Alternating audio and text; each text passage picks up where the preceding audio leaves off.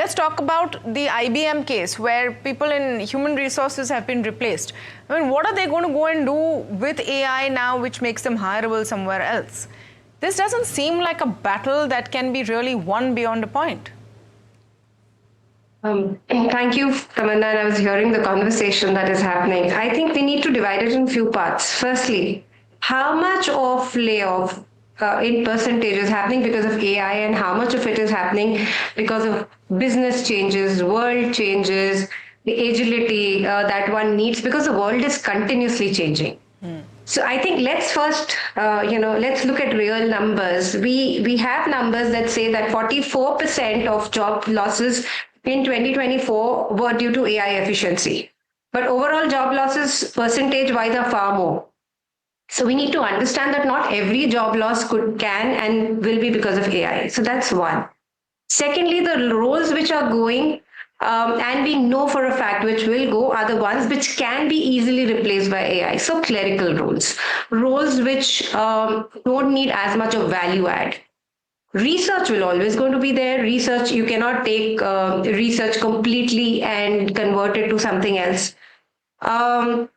What are things that will always stay? So there are things like, for example, 3 years back, we used to think that design is going to be there. Today, design has been replaced by AI. But we know that the quality that is coming out of AI generated graphics is not at par with human generated ones. So we need to also understand that not everything can be replaced. Certain roles will continue to stay.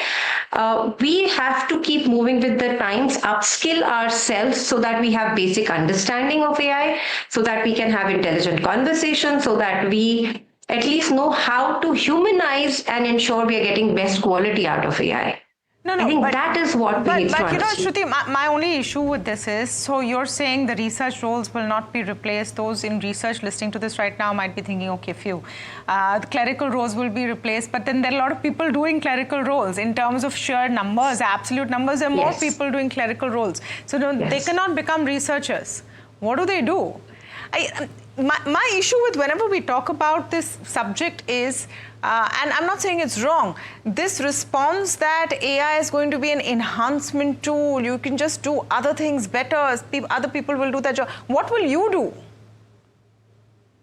So AI helps you upscale. AI helps you scale your business. Yes. What will people do? I think there is a huge need for people to understand that there are. So, for example, your question, what happens to HR people who've been laid off?